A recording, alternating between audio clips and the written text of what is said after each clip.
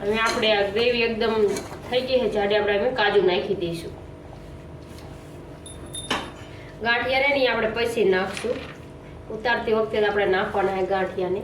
આપણા કાજુ છે એ નાખી દઈશું.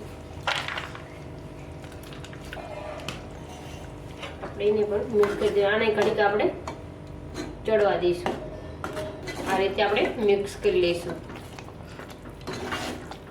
ગાંઠિયા આપણે ઘડીક જ અંદર રહેવા દેવાના છે, તરત ઉતારી જ લેવાનું છે. આપણે જય માતાજી. આજે બનાવશું આપણે કાજુ ગાંઠિયાનું શાક. તો કાજુ ગાંઠિયાનું શાક માટે આપણે બધું વસ્તુ લઈ લીધું, તો તમે જોઈ શકો.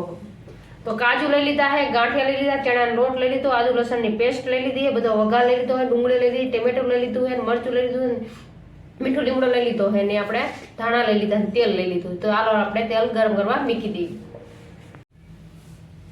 આપણું તેલ ગરમ થઈ ગયું હોય, આપણે પેલા હિંગ નાખી દઈશું. આપણે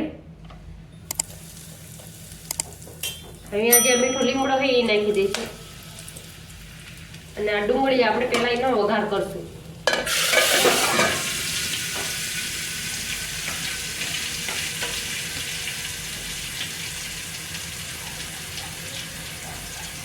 આપણે સીબું ઢાંક્યું એટલે આપણે વઘાર ઉડે નહીં, એટલે આપણે સીબું ઢાંકીએ, તેલ ઉડે નહીં આપણું. આ રીતે આપણે ડુંગળી નાખી દેવાની,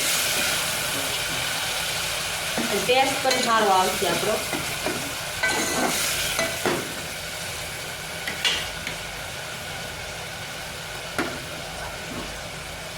આ રીતે આપણે ડુંગળીને નાખીને થોડીક તેલમાં ચડવા દેવાની છે. ડુંગળી આપણે એકદમ ચડી જાય છે. હવે આપણે થોડાક મરચાં નાખી દઈશું, આપણે જે સુધારેલા છે ને ઈવડાવી.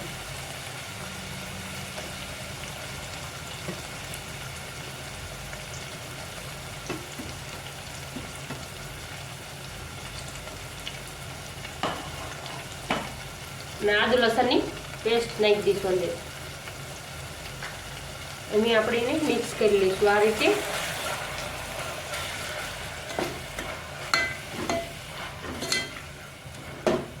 કડકીને આપણે સડવા દઈશું. ધીમા ગેસે સડવા દેવાનું હોય આપણે. હવે આપણે ટમેટા નાખી દઈશું.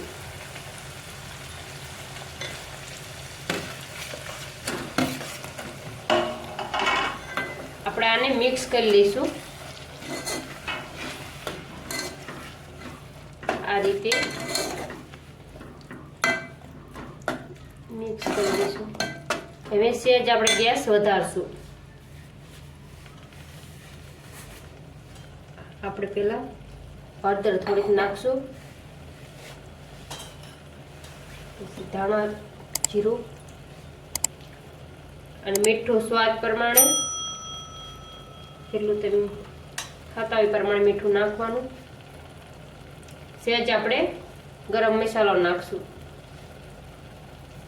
અને આપણે હલાઈ નાખશું. આ રીતે હલાઈ નાખશું આપણે. અને આપણે લાલ મરચું પણ નાખી દઈશું. જેવું તીખું ખાતા હોય પ્રમાણે નાખવાનું. એને પણ મિક્સ કરી દઈશું.